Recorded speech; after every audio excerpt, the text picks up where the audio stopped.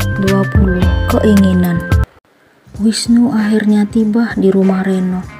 Satpam yang menjaga keamanan tempat tinggal keluarga adik sepupunya tersebut segera membukakan pintu pagar untuk Wisnu. Laki-laki itu pun langsung memasuki halaman rumah tersebut. Ternyata Reno saat ini sedang duduk bersantai sambil memainkan ponsel di teras rumahnya. Wisnu pun segera turun dari mobil lalu menghampiri sang adik sepupu. Hatinya saat ini masih menyimpan kekesalan dan kekecewaan terhadap Reno. Wisnu langsung menarik bagian leher kaos yang dikenakan Reno, lalu mengepalkan tangan kanan dan mengarahkan ke wajahnya.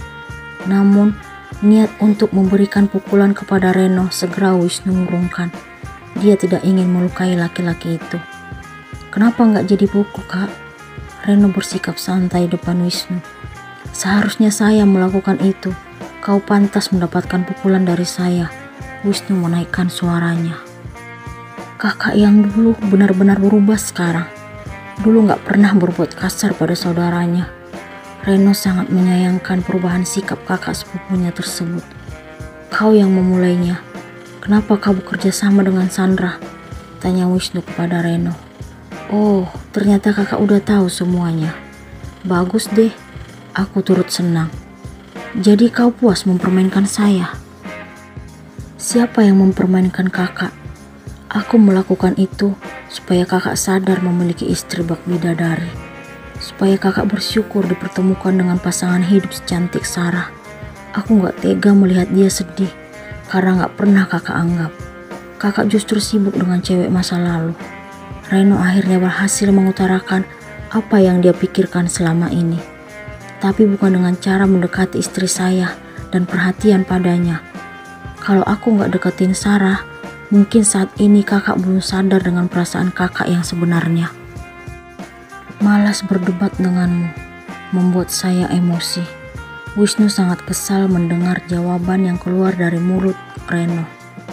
Tiba-tiba terdengar nada pesan masuk dari ponsel Wisnu yang ada di saku kemeja yang dia kenakan.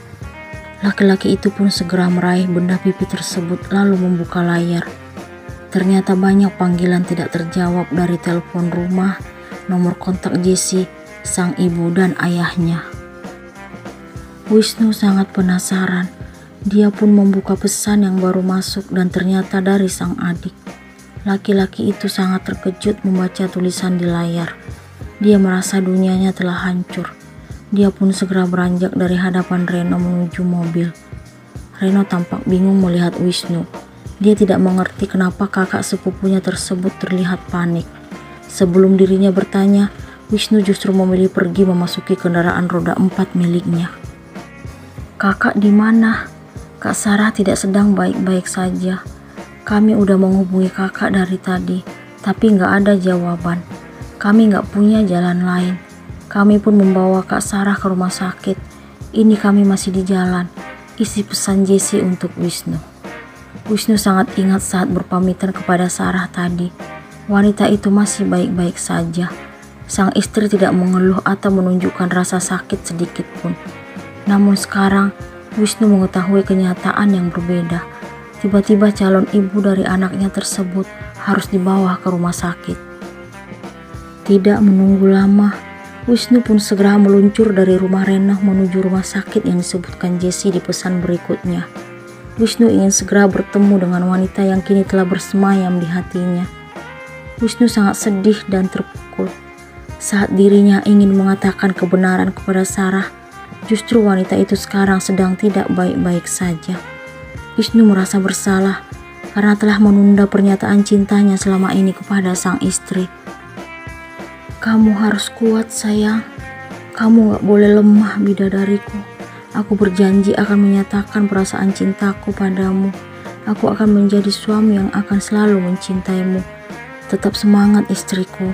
Wisnu mengeluarkan kalimat itu dengan sepenuh hati sambil mengemudikan kendaraan roda 4 miliknya. Wisnu kembali mengingat kekasaran yang dia lakukan kepada Sarah saat awal pernikahan.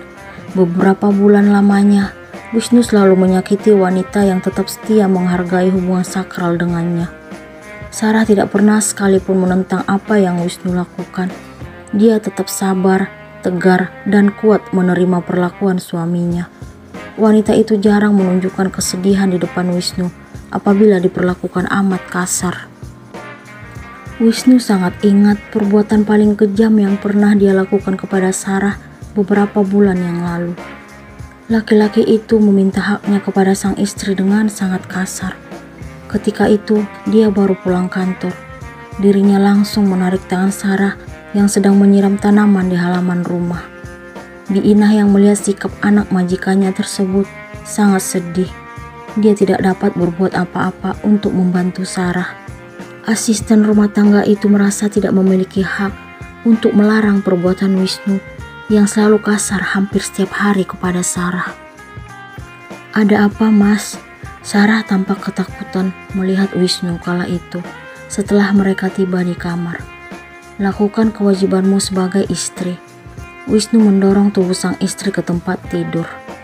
Ternyata Wisnu melakukan kekasaran tersebut karena sang ayah kala itu menanyakan tentang cucu yang diinginkan.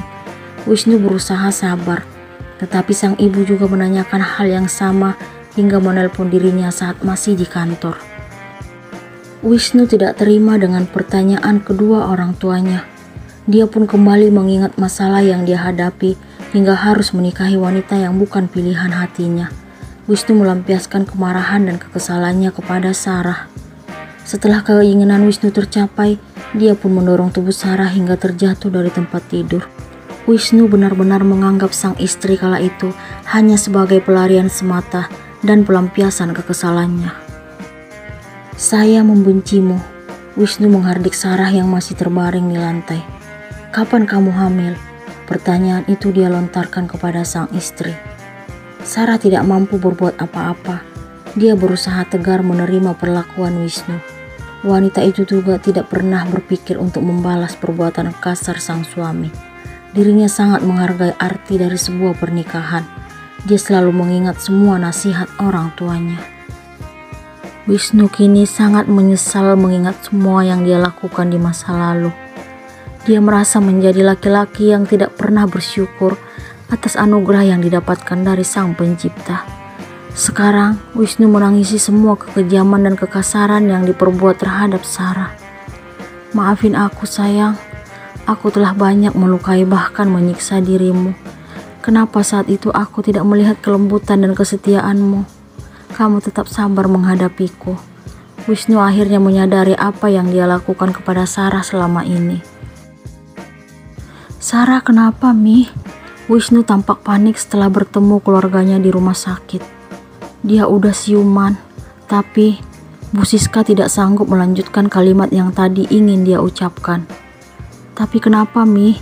Wisnu pun segera menghampiri Sarah yang telah berbaring di tempat tidur ruang IGD. Bu Siska tidak kuasa menyampaikan kondisi Sarah yang sebenarnya. Sang menantu kini sangat lemah dan kesakitan setelah terjatuh dari kursi. Bu Siska sangat panik ketika melihat darah mengalir di paha hingga kaki Sarah. Bu Siska sangat sedih mendengar penjelasan asisten rumah tangganya. Biina menceritakan niat Sarah yang ingin pergi dari rumah. Bu Siska tidak mengerti kenapa sang menantu memiliki rencana seperti itu. Bu Siska sangat tahu seperti apa sikap Wisnu akhir-akhir ini. Anak sulungnya tersebut telah menunjukkan perhatian kepada Sarah, layaknya seorang suami terhadap sang istri. Bu Siska benar-benar bingung. "Kamu kenapa?" Wisnu menggenggam erat tangan istrinya. "Mas, saya boleh minta sesuatu?" Sarah pun membuka suara dengan napas terengah-engah. "Apapun yang kamu minta, saya akan penuhi. Sekarang kamu harus kuat demi anak kita." Wisnu mencium jemari wanita yang kini menghiasi dinding hatinya. Namun, Sarah sudah tidak memedulikan apa yang suaminya lakukan. "Tolong cintai anak kita, seperti Mas mencintai Mbak Sandra." Sarah menatap Wisnu dengan sendu. "Jangan ngomong seperti itu. Walaupun Mas membenci saya, tapi jangan tunjukkan kebencian itu pada anak kita nanti." Sarah kembali mengajukan permintaan kepada Wisnu. "Itu nggak benar. Kamu jangan mikir yang aneh-aneh. Satu hal yang ingin saya sampaikan pada Mas. Saya tidak pernah menyesal menjadi istri Mas. Saya justru bersyukur mengenal Mas. Iya, saya tahu kamu sudah membuktikannya. Saya akan menyatakan satu kebenaran yang belum tersampaikan selama ini secara langsung. Saya sangat mencintai Mas, walaupun Mas hanya mencintai Mbak Sandra. Sarah tampak makin lemas. Dia pun melepaskan genggaman sang suami lalu mengusap pipi laki-laki itu. Itu gak benar sayang. Wisnu akhirnya mencium puncak kepala Sarah. Tolong sampaikan pada anak kita kalau saya sangat mencintainya. Saya bangga karena dia tumbuh di rahim saya. Jangan ngomong seperti itu bidadariku. Saya mohon, kita akan sama-sama menjaga dan membesarkan dia. Wisnu memegang perut Sarah. Dia tidak kuasa menahan air matanya agar tidak jatuh. Kalau saya udah pergi, Mas bisa bersatu kembali dengan wanita pilihan Mas. Sebelum Wisnu menyatakan cintanya kepada Sarah, wanita itu pun terpejam. Wisnu menggoyang-goyang tubuh Sarah, tetapi tidak ada respon. Dia pun memanggil dokter dan memohon melakukan yang terbaik untuk istrinya. Beberapa perawat segera membawa Sarah ke ruang operasi. Saya nggak mau kehilangan Sarah, Mi. Wisnu menumpahkan kesedihannya di pundak sang ibu. Saat ini, semua anggota keluarga menunggu di depan ruang operasi. Kedua orang tua Sarah pun tiba di rumah sakit. Wisnu tampak terkejut melihat wajah Bu Ratna yang terlihat marah. Wanita itu pun menghampiri sang menantu, lalu mendaratkan tamparan di pipi laki-laki yang berstatus sebagai suami dari anaknya tersebut. Apakah Sarah akan tetap bertahan?